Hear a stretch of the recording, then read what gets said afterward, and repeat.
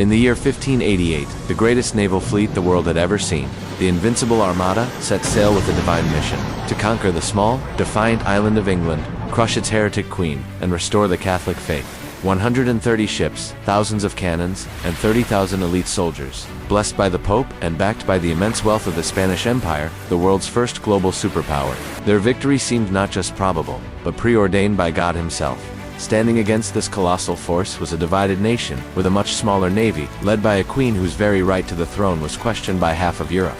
She was a woman in a world of kings, a Protestant in a sea of Catholic enemies. To her enemies, she was an illegitimate tyrant. To her people, she was Gloriana, the Virgin Queen. Her name was Elizabeth I. This was not just a war for a throne. It was a clash of empires, a battle for the soul of a nation, and a personal duel between two of the most powerful monarchs in history, the devout King Philip II of Spain and the unbreakable Queen Elizabeth of England. The fate of England, the future of the Protestant faith, and the destiny of the modern world would be decided in a single, epic confrontation on the storm-tossed waters of the English Channel. But to understand this epic clash, we must first understand the poisoned chessboard of 16th century Europe, a continent torn apart by religious schism and political intrigue. The Protestant Reformation had shattered the unity of Christendom, pitting Catholic kingdoms against the rising tide of Protestant nations in a brutal, ideological struggle. At the heart of the Catholic world stood Spain, a global empire at the zenith of its power, fueled by the vast riches of gold and silver flowing from its New World colonies.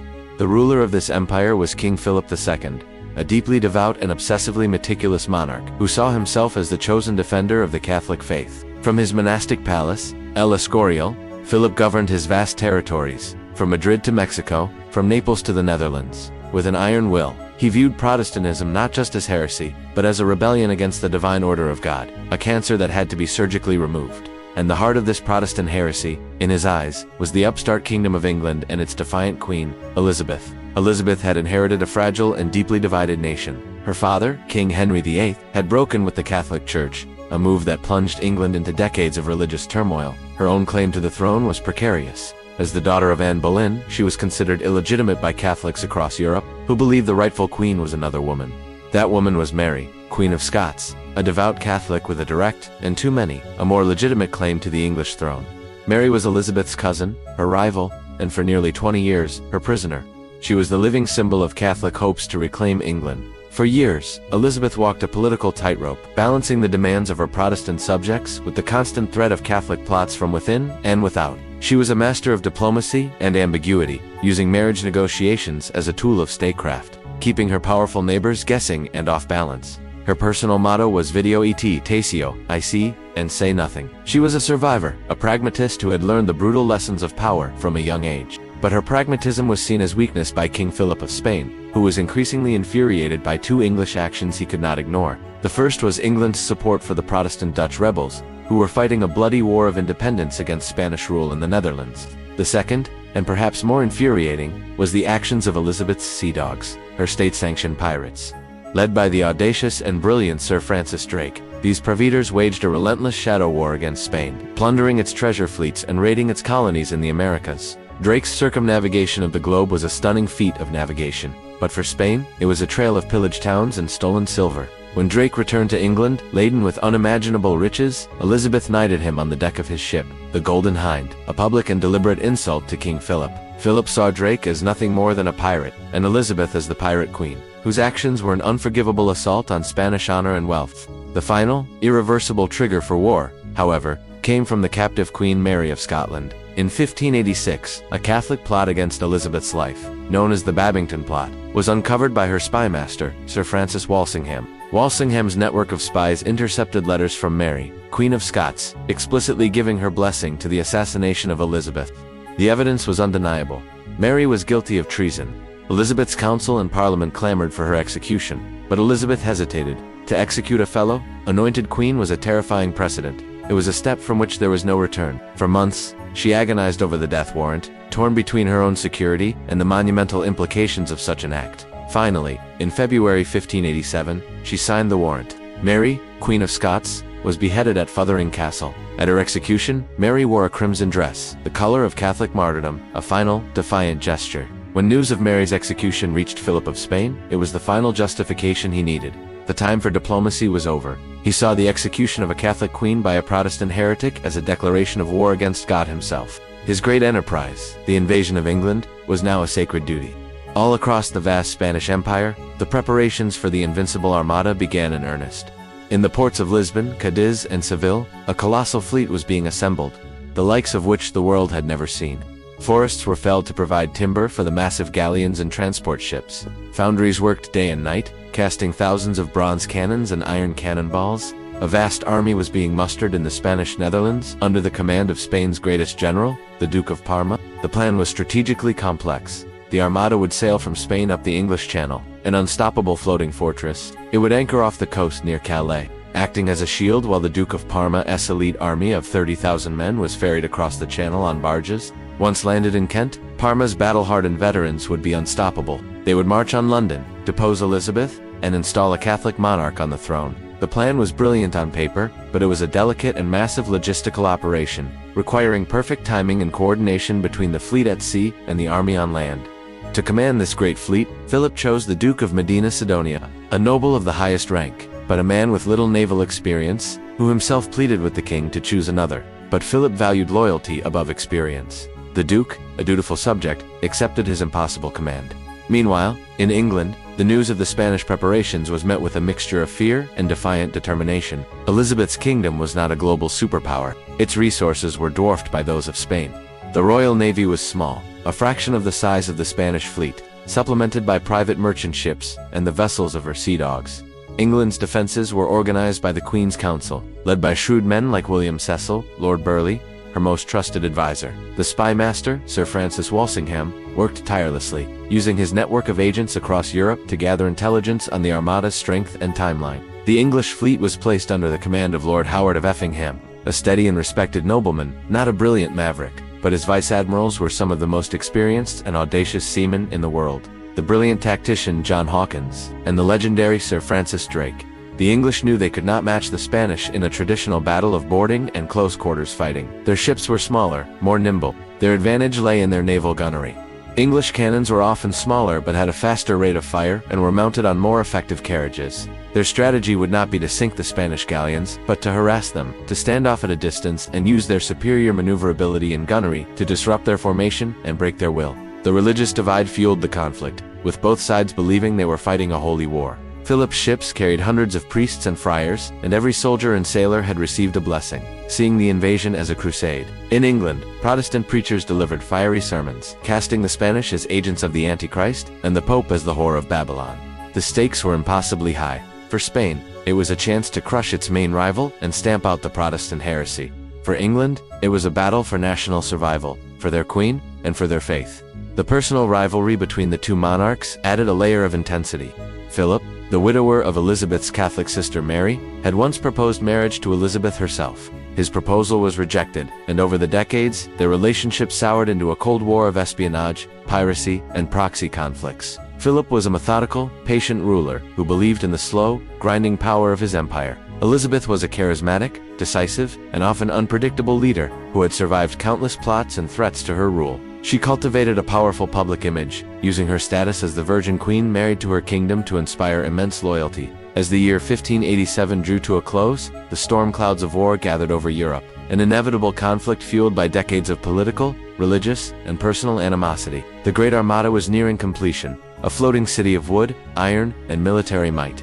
In the shipyards of England, every available vessel was being prepared for war, its sailors and captains aware of the desperate fight that lay ahead. The people of England waited with bated breath, knowing that their fate would be decided not on land, but upon the gray, unpredictable waters of the English Channel. The conflict was a clash of two worldviews, the old world of Catholic monarchical tradition represented by Spain, and the new, emerging world of Protestantism, nationalism, and maritime enterprise, represented by England. The impending battle would be more than a contest of ships and cannons. It would be a defining moment in the history of Western civilization. The pressure on Elizabeth was immense, facing not just the foreign threat, but also the potential for rebellion from her own Catholic subjects. The pressure on Philip was also enormous, as he had staked the immense prestige and resources of his empire on this single, great enterprise. He was confident of victory, trusting in the sheer size of his fleet and what he believed was God's unwavering support for his holy cause. Elizabeth, ever the pragmatist, put her trust in her sailors, her ships, and her own indomitable spirit. The stage was set for a confrontation that would be remembered for centuries as a legendary tale of an underdog's defiance against a seemingly invincible foe. The story of the Spanish Armada is not just a story of a naval battle, but a story of a nation coming together in its moment of greatest peril. It is a story of spies and spy masters, of queens and kings, of pirates and admirals. It is a story of courage, of desperation, and of how the winds of fate and fortune can shape the destiny of empires.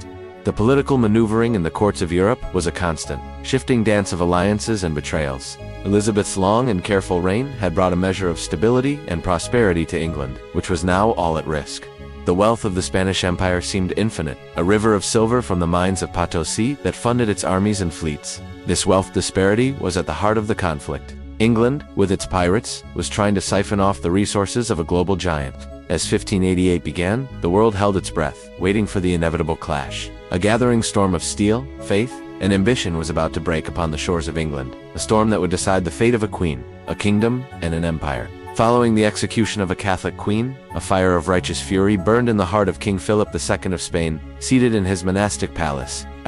He saw himself as the sword of the Catholic Church, and now, with divine justification, he would unleash that sword upon the heretic kingdom of England. The great enterprise, the invasion of England, was now Philip's singular obsession, a holy crusade on which the entire prestige of his global empire would be staked. To fund this monumental undertaking, Philip drew upon the immense wealth of the New World, a seemingly endless river of silver and gold extracted from the mines of Potosi and Mexico. Great treasure fleets, the flota, sailed across the Atlantic, their hulls laden with the riches that would pay for the cannons, the ships, and the soldiers of his Grand Armada, all across the Spanish Empire. From the shipyards of Naples and Sicily to the Basque Country and Andalusia, a massive industrial effort began. Ancient forests in Spain and Portugal were felled to provide the thousands of oak trees needed for the hulls and masts of the great ships. In the foundries of Seville and Barcelona, craftsmen worked day and night, casting thousands of heavy bronze cannons, each one a testament to Spanish power. Warehouses overflowed with supplies, mountains of hardtack biscuit, barrels of wine and water,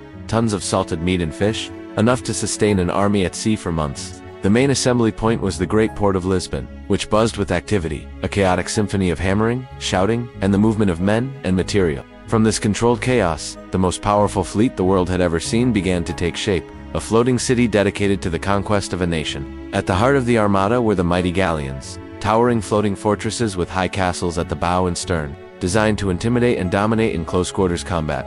These ships were not just weapons of war, but symbols of Spanish prestige, their sterns ornately carved and gilded with religious icons and royal crests. Alongside the galleons were the galleasses of Naples, hybrid ships that combined the sails of a galleon with the oars of a galley, providing them with mobility even without wind. A vast number of transport ships, called urcas and zabras, were requisitioned to carry the thousands of soldiers, horses, and siege equipment needed for the land invasion. The Armada was a multinational force, with ships and sailors from every corner of Philip's empire, Castilians, Portuguese, Italians, and Flemings. The fleet was armed with nearly 2,500 cannons, a concentration of firepower unprecedented in the history of naval warfare. However, many of the Spanish cannons were heavy, slow-firing siege guns, designed for bombarding fortresses rather than nimble ships in a moving sea battle. To man these ships and fight the land war, an army of 30,000 men was assembled, including thousands of aristocratic adventurers eager for glory. The core of this infantry force was the legendary Spanish tercios, the most feared and disciplined soldiers in Europe, renowned for their pike and shot formations.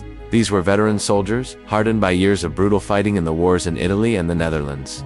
Every man in the Armada was seen as a crusader. On every ship, hundreds of priests and friars were present to hear confession and grant absolution. Each soldier and sailor was given a blessed rosary, their mission framed not as a political invasion, but as a holy war to reclaim England for the Catholic faith. To lead this invincible fleet, Philip had one clear choice: the most famous and feared admiral of the age, Alberto de Bazan, the first Marquis of Santa Cruz.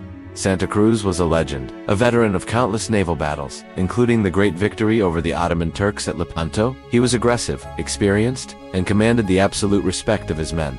For years, Santa Cruz meticulously planned the Armada's formation and logistics, understanding the immense complexity of the operation. But in a cruel twist of fate, just as the preparations were nearing completion in early 1588, the old admiral fell ill and died, a devastating blow to Spanish morale. With its greatest naval commander gone, the Armada was a headless giant. Philip now had to find a replacement. His choice fell not on an experienced admiral, but on the noblest and wealthiest man in all of Spain, Don Alonso Perez de Guzman, the Duke of Medina. The Duke was a brave man and a brilliant administrator on land, but he had almost no experience commanding a fleet at sea, a fact he was painfully aware of. In a letter to the king, the Duke begged to be excused from the command, citing his lack of experience, his seasickness, and his ignorance of naval warfare. But King Philip valued absolute loyalty and noble birth above all else.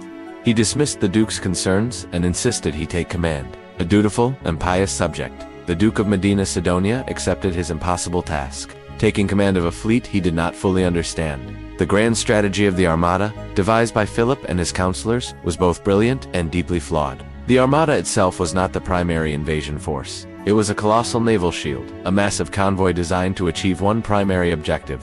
That objective was to sail up the English Channel, neutralize the English Navy, and establish control of the narrow seas between England and the continent. Once naval superiority was achieved, the Armada was to anchor off the coast of Flanders, near the port of Calais. There, it would rendezvous with the second, and arguably more dangerous, part of the invasion force, Spain's veteran Army of Flanders. This army, composed of 30,000 of the finest soldiers in the world, was commanded by another of Spain's great generals, Alexander Farnese, the Duke of Parma. Parma's army was camped along the coast of the Spanish Netherlands, with a vast flotilla of flat-bottomed barges prepared to ferry the troops across the channel. The Armada's job was to protect these vulnerable barges from the English Navy, allowing Parma's army to land unopposed on the shores of Kent. Once ashore, it was believed that no English army could possibly stand against Parma's disciplined and battle-hardened veterans. The Spanish soldiers were confident that their march on London would be swift and decisive, ending the reign of the heretic queen. The plan was a masterpiece of logistics, a two-pronged attack that combined Spain's naval and land power in a single overwhelming blow.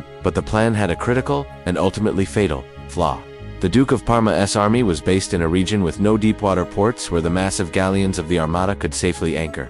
The rendezvous would have to take place in the open, treacherous waters off the coast, a highly dangerous and difficult operation. The communication between the two commanders, Medina Sidonia at sea and Parma on land, was slow and unreliable, depending on small, fast ships to ferry messages.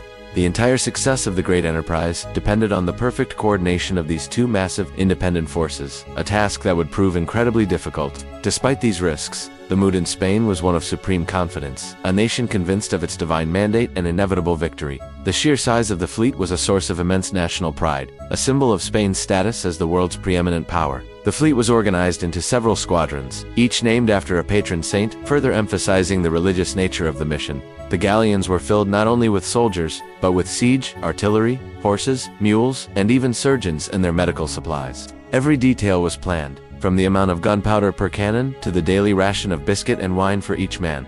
The ships were a sight to behold, their sails painted with the red Burgundian cross, their flags displaying the royal coat of arms. The sound of the fleet preparing to sail was a deafening roar of cannons being tested, orders being shouted, and thousands of men at work. For the young nobles who joined the expedition, it was a chance to win glory, honor, and land in the conquered territory of England. For the common soldiers and sailors, it was a combination of duty to their king, devotion to their faith, and the promise of plunder. The Duke of Medina Sidonia, though inexperienced, was a meticulous organizer, working tirelessly to ensure the massive fleet was properly supplied and ready for its voyage. He established a strict code of conduct, forbidding gambling and swearing, and ordering daily prayers on every ship.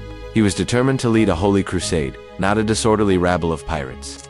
The plan accounted for almost every contingency, except for two crucial factors: the unpredictable weather of the English Channel, and the innovative and desperate tactics of their English opponents. The Spanish fighting style was based on traditional naval warfare: get close to the enemy ship, fire a devastating broadside, and then board with soldiers. Their towering galleons were perfectly designed for this, their high castles providing a platform for their infantry to fire down upon the enemy decks. They underestimated the English preference for long-range naval gunnery and the maneuverability of their smaller ships. The Spanish believed their thick oak hulls could withstand any cannon fire the English could produce. They saw the English sailors as little more than pirates, skilled in hit-and-run tactics, but lacking the discipline for a true, pitched naval battle. This underestimation of their enemy would prove to be a costly mistake. The Duke of Parma's army in the Netherlands grew impatient, their readiness being tested by delays in the Armada's departure. The logistical challenge of keeping 30,000 men fed and ready to embark at a moment's notice was immense. King Philip, in El Escorial, reviewed every report, obsessed with the details of his grand plan, convinced that God would grant him victory. The entire Catholic world watched and waited, praying for the success of the Armada and the downfall of the Protestant Queen. The fleet represented the pinnacle of Spanish imperial power, a project that had consumed a significant portion of the kingdom's treasury. Failure was not considered an option. It was simply unthinkable. The name given to the fleet, the Armada Invincible, or Invincibly Armada, was not just propaganda. It was a reflection of their genuine belief in its invulnerability. The ships were packed with not only weapons, but also tools for the occupation of England, including manacles for heretics and equipment for siege warfare. The soldiers of the tercios were eager to prove their mettle against the English, whom they considered undisciplined heretics. The sheer spectacle of the fleet was intended to be a weapon in itself, a tool of psychological warfare designed to awe and terrify their enemies into submission. The strategic importance of the English Channel, the narrow waterway that separated England from the continent, was about to become the stage for one of history's greatest naval confrontations. The Spanish plan, in essence, was to use their fleet as a massive, floating bridge, connecting their land forces in a way no one had ever attempted before. The Duke of Medina Sidonia, despite his personal misgivings, was now at the head of this colossal force, bearing the weight of his king's ambition on his shoulders. His leadership would be tested not by administrative skill, but by the chaos and fire of naval combat. The Armada was more than a fleet. It was the physical embodiment of the Counter-Reformation, the Catholic Church's powerful response to the rise of Protestantism. Its defeat would be a blow not just to Spain, but to the entire Catholic world. As the final preparations were made, a sense of historic purpose and divine destiny filled the air in Lisbon. The ships, blessed by priests, their crews having taken communion, were finally ready. The fate of nations, the future of religion in Europe, and the legacy of two powerful monarchs rested on the success of this single, massive enterprise. The Great Armada, a magnificent but flawed weapon of war, was now poised on the edge of history. The gathering storm was about to break. The Invincible fleet was ready to sail. As the colossal Spanish Armada prepared to sail, news of its immense size and holy purpose spread across Europe. Finally reaching the shores of the defiant island, it sought to crush England. Fear gripped the coastal towns, as tales of the Armada's power grew with each telling, painting a grim picture of an unstoppable Spanish juggernaut. In London, the mood was a mixture of panicked preparation and defiant resolve. A nation on edge, facing the greatest threat to its survival in centuries. But in the heart of this storm sat Queen Elizabeth I, a monarch who had weathered countless plots and threats, her expression not of fear, but of cold, unyielding determination. In the royal court at Whitehall, she met with her Privy Council, a group of her most trusted advisors to plan the desperate defense of her realm. At her side was her chief advisor, the cautious and methodical William Cecil, Lord Burleigh, the steady hand that had guided her reign for decades. Also present was her formidable spy master, Sir Francis Walsingham, whose vast network of agents across Europe worked tirelessly to gather intelligence on the Armada's every move. Walsingham's spies sent back detailed reports on the number of Spanish ships, their armaments, and the state of their supplies, giving England a crucial, though terrifying, glimpse into the enemy's strength. On land, England's defenses were meager. The kingdom had no large, professional standing army like the Spanish tercios. The defense of the realm would fall to the trained bands, local militias of farmers and townspeople with limited training and outdated equipment. All across the southern coast of England, a system of signal beacons was prepared on hilltops, a primitive but effective communication network designed to spread the news of the Armada's arrival. A single flame lit at the first sighting would trigger a chain reaction, a river of fire flowing across the countryside to alert London that the invasion had begun. England's true hope for survival lay not on the land, but on the sea, in the hands of the Royal Navy and its audacious sailors. The English fleet was a stark contrast to the Spanish Armada. It was not a grand unified force, but a hodgepodge of the Queen's own warships and dozens of armed merchant vessels. The English ships were, on average, much smaller than the towering Spanish galleons, a fact that seemed to be a crippling disadvantage. But this was a new age of naval warfare, and the English had a new breed of warship. The race-built galleon. These ships were longer, narrower, and sat lower in the water. A revolutionary design that sacrificed the high castles used for boarding in favor of speed and maneuverability. They were faster, more agile, and could sail closer to the wind than the bulky Spanish galleons, giving them a decisive advantage in the choppy waters of the English Channel. England's other great advantage lay in its artillery. Their naval cannons, or culverins, were typically longer barreled than the Spanish guns. This gave the English cannons a greater effective range, allowing them to attack from a distance the Spanish could not match. Furthermore, English cannons were mounted on innovative four-wheeled gun carriages, which allowed for much faster reloading and repositioning than the two-wheeled carriages used on Spanish ships. This combination of faster ships and faster-firing longer-range guns formed the core of the English strategy. The English knew they could never win a traditional boarding battle. To fight the Spanish way would be suicide. Their plan was to avoid close-quarters combat at all costs. They would use their superior speed to stay out of range of the Spanish grappling hooks. They would engage in a new kind of naval warfare, a relentless long-range artillery duel, designed to harass, damage, and disrupt the Armada's rigid formation from a safe distance. It was a strategy of the wasp against the bear-quick, painful stings from a distance against a larger, more powerful but slower foe. To lead this desperate defense, Queen Elizabeth appointed a man known not for his brilliance, but for his steadiness and noble lineage, Lord Howard of Effingham. Lord Howard was not a seasoned sea dog like many of his captains, but he was a respected leader who had the wisdom to listen to his more experienced subordinates, and under his command were some of the most brilliant and audacious naval commanders of the age. The Vice-Admiral of the fleet was the legendary Sir Francis Drake, the Queen's favorite pirate, a man the Spanish both hated and feared, calling him Eldrac, the Dragon. Drake was a brilliant and unpredictable tactician, a master of the hit-and-run raid, who had spent years plundering the Spanish Main and knew Spanish naval tactics intimately. Just a year prior, Drake had led a daring raid on the Spanish port of Cadiz, burning dozens of ships and supplies intended for the Armada, an action he cheekily called singeing the King of Spain's beard. Another key commander was Sir John Hawkins, a wily and experienced seaman who, as Treasurer of the Navy, was the architectural mastermind behind the new race-built galleon. Hawkins had worked tirelessly to modernize the English fleet, ensuring its ships were well-built, well-armed, and ready for the new style of naval combat he and Drake championed. The English command was a volatile but effective mix of the traditional aristocracy, like Lord Howard, and meritocratic self-made men like Drake and Hawkins. This created a flexible and dynamic command structure, a stark contrast to the rigid, aristocratic hierarchy of the Armada. The English sailors were hardened veterans of the harsh Atlantic, many of them having served on privateering voyages, making them some of the most skilled seamen in the world. They were fighting not for a distant king or a holy crusade, but for the defense of their own homes, their own island, which gave them a fierce and personal motivation. The main body of the English fleet gathered at the port of Plymouth, their ships anchored and ready, their crews on constant alert. The air was thick with tension and anticipation.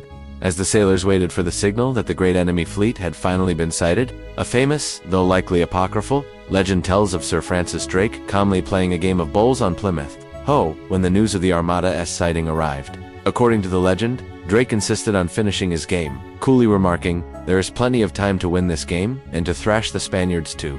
This story, whether true or not, perfectly captures the cool, defiant confidence of the English commanders in the face of overwhelming odds. The English were outnumbered in terms of large ships, total tonnage, and the number of soldiers. But in terms of long-range cannons, and the number of dedicated warships, the two fleets were more evenly matched than the Spanish believed. The English understood that the battle would be won not by the size of their ships, but by the skill of their sailors and the effectiveness of their guns. They were preparing for a new kind of war, a war of speed, maneuver, and firepower. The Queen herself was a powerful symbol of national defiance. Her portrait and speeches circulated to inspire her people. She presented herself as the mother of her nation, a Protestant champion against a Catholic tyrant.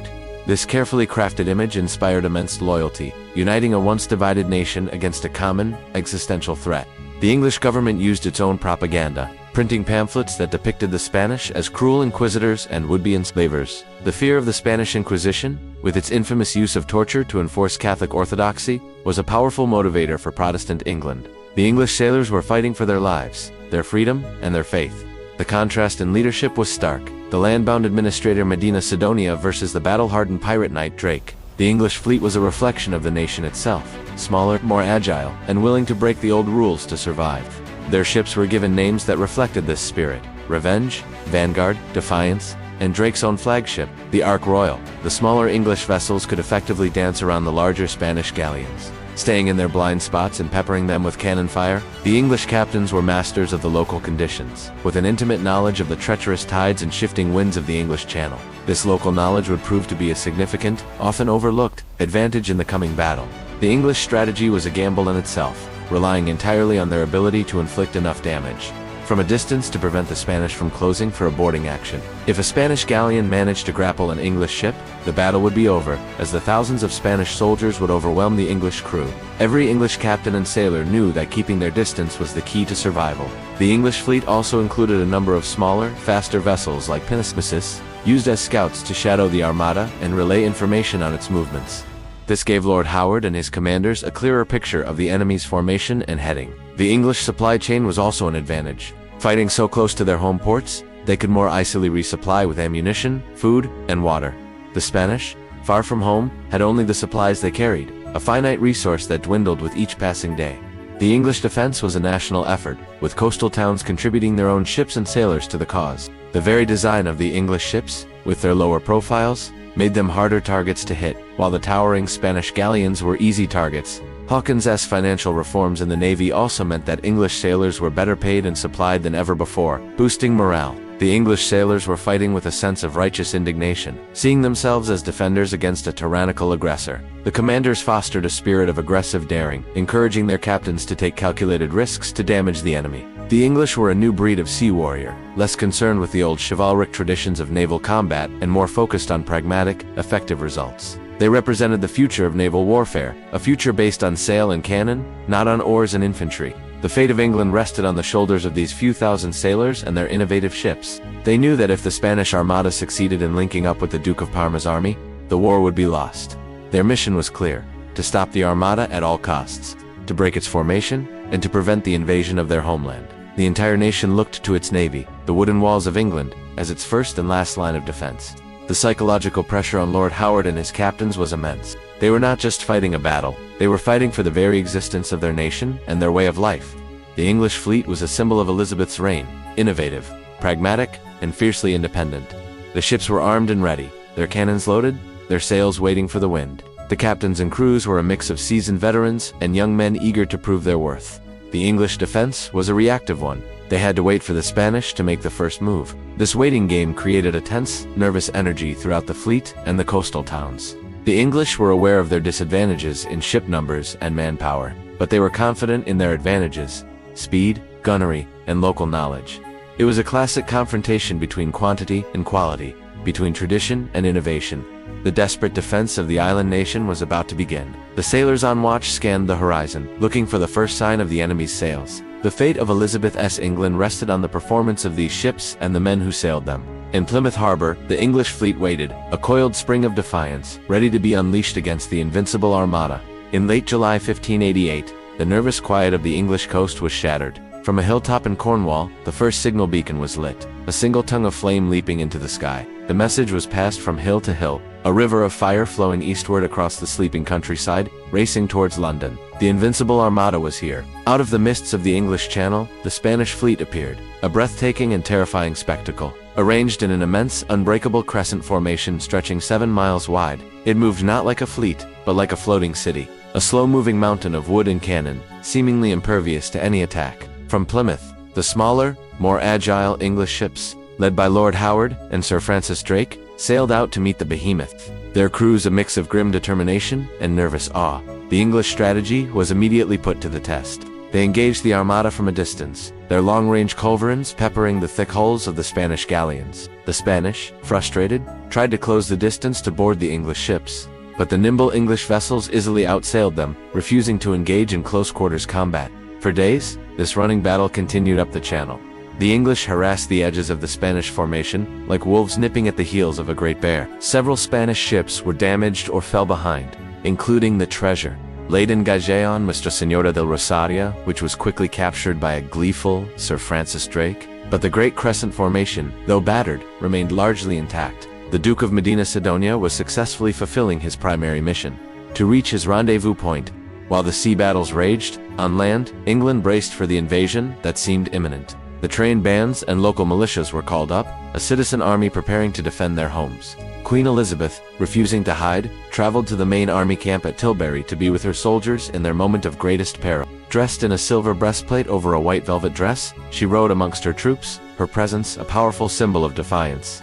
There, she delivered one of the most famous speeches in English history, her voice ringing with passion and resolve. She declared to her army, "I know I have the body of a weak and feeble woman, but I have the heart and stomach of a king, and of a king of England too." Her words electrified the soldiers, steeling their resolve to fight to the death against any invader who dared to set foot on their soil. Meanwhile, at sea, the Armada reached its destination, anchoring in the exposed waters off the port of Calais in France. The Duke of Medina Sidonia sent a desperate message to the Duke of Parma in the Netherlands. The Armada had arrived. The army must be ready to embark, but Parma's veteran army was not ready. They were miles inland, and their flat-bottomed barges would take days to be brought to the coast and loaded. A critical flaw in the Spanish plan was now exposed. The Invincible Armada was a sitting duck, anchored in a dangerous position with the English fleet watching, waiting. For the English commanders, this was the moment they had been waiting for. They knew they had to strike now and shatter the Spanish formation before Parma's army could move. On the night of August 7th, under the cover of darkness, The English unleashed a weapon as old as naval warfare itself, the fireship. They took 8 of their older vessels, packed them with anything that would burn tar, gunpowder, wood, and set them ablaze. These 8 floating infernos, their cannons loaded to fire as they heated up, were sent drifting silently on the tide towards the anchored and unsuspecting Spanish fleet. As the hellburners drifted into their midst, panic erupted throughout the Armada. The Spanish, remembering the devastating fireships used against them in the Netherlands, feared these were no ordinary vessels. In a moment of sheer terror, Spanish captains gave the order to cut their anchor cables to escape the flames, a decision that saved their ships but doomed their mission. The magnificent, unbreakable crescent formation, the key to their defensive strategy, was shattered in a single night of chaos. When the sun rose, the Spanish fleet was scattered and disorganized, drifting in disarray off the coast near a town called Gravelines. The English fleet, now holding the advantage of wind and position, closed in for the kill. The main and most decisive battle of the campaign was about to begin. The Battle of Gravelines was not a duel. It was a brutal, one-sided slaughter. The English ships, now daring to fight at much closer range, unleashed hell upon the scattered galleons. The faster-firing English cannons ripped through the hulls and decks of the Spanish ships, their superior gunnery devastating the enemy. The Spanish soldiers, crowded on the decks, could do nothing but endure the carnage, unable to board the nimble English vessels. For 8 straight hours, the English pounded the Spanish fleet. Galleons were dismasted, their hulls riddled with holes, their decks slick with blood. The Spanish fought back with incredible bravery, their priests holding crucifixes on the decks, but their slow-firing heavy cannons were ineffective against the agile English. By the end of the day, several Spanish ships were sunk or sinking, and thousands of their best soldiers and sailors were dead or wounded. The Armada was battered and broken, but worse was to come. The wind, which had favored the English, began to shift, pushing the damaged Spanish fleet northwards, into the treacherous waters of the North Sea. With their formation broken and their anchor cables lost, the Duke of Medina Sidonia could not turn back to link up with Parma. The invasion of England had failed. The only option left was a desperate, terrifying journey home, north around the hostile coast of Scotland, and then south along the wild rocky shores of Ireland. As the crippled Armada sailed north, a final terrible enemy appeared. The weather, which had been unpredictable, turned monstrous. A series of powerful Atlantic storms, later called the Protestant Wind by the victorious English, descended upon the fleeing fleet. For the Spanish sailors, accustomed to the calmer waters of the Mediterranean, the storms of the North Atlantic were a living nightmare. Galleons were battered by colossal waves, their masts snapping, their rudders breaking, leaving them helpless against the fury of the storm. One by one, the great ships were driven onto the rocky coasts of Scotland and Ireland, their thick hulls smashed to pieces against the cliffs. The scenes were horrific. Thousands of Spanish sailors and soldiers who survived the battles now drowned in the freezing, violent surf. For the few who managed to crawl ashore on the coast of Ireland, a new horror awaited. They were hunted down by English garrisons or killed by Irish locals, who saw them as desperate invaders.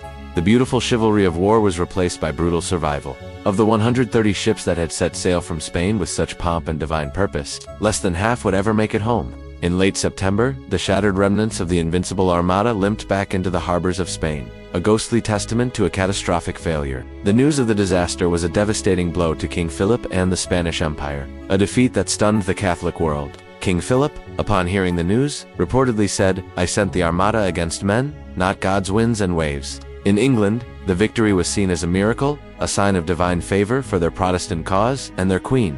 London erupted in celebration. Church bells rang, and victory medals were struck with the inscription, "God blew with his winds," and they were scattered. Queen Elizabeth's popularity soared. She had faced down the greatest power in the world and won, securing her throne and her nation's independence. The defeat of the Armada was not the end of the war with Spain, nor was it the immediate end of the Spanish Empire's power. But it was a decisive turning point in history. It shattered the myth of Spanish invincibility at sea. It ensured England would remain a Protestant nation, free to chart its own course.